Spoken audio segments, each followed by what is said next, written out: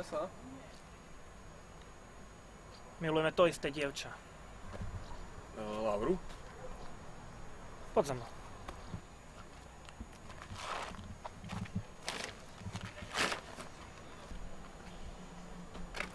Kto si?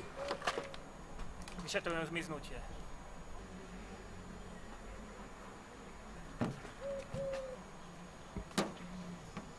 Musím ti niečo ukázať. Nastup si.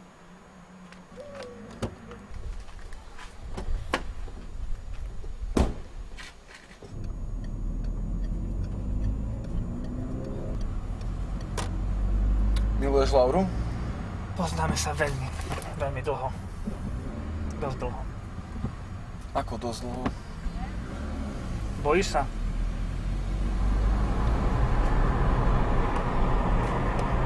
Kam ideme? Niečo sme našli. Musím ti to ukázať. Týka sa to Laury? A koho iného? Všetko sa jej týka.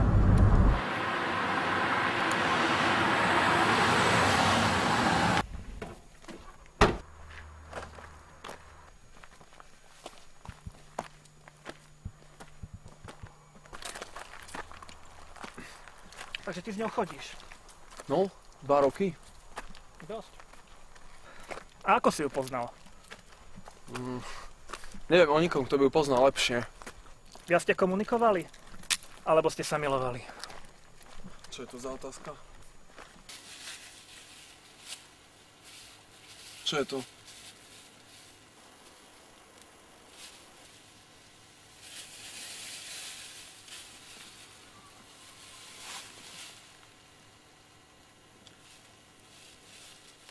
Veď to je Laurina. Stalo sa niečo zvláštne v deň, keď zmizla?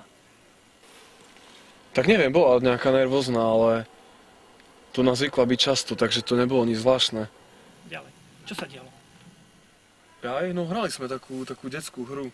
Neviem, koho to napadlo, skrývačky alebo niečo také.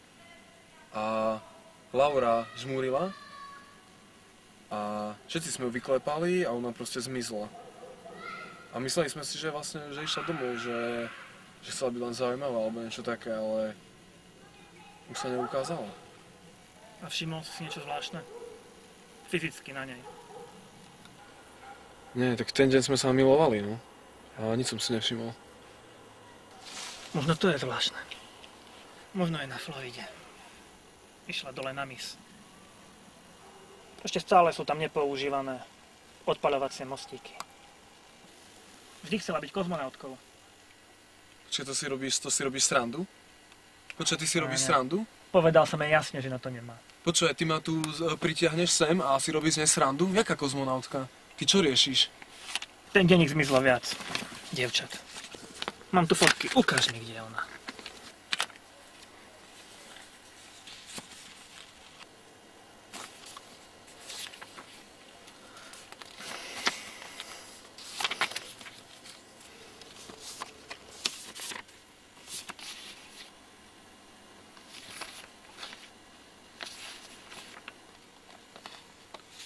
A veď na všetkých je Laura.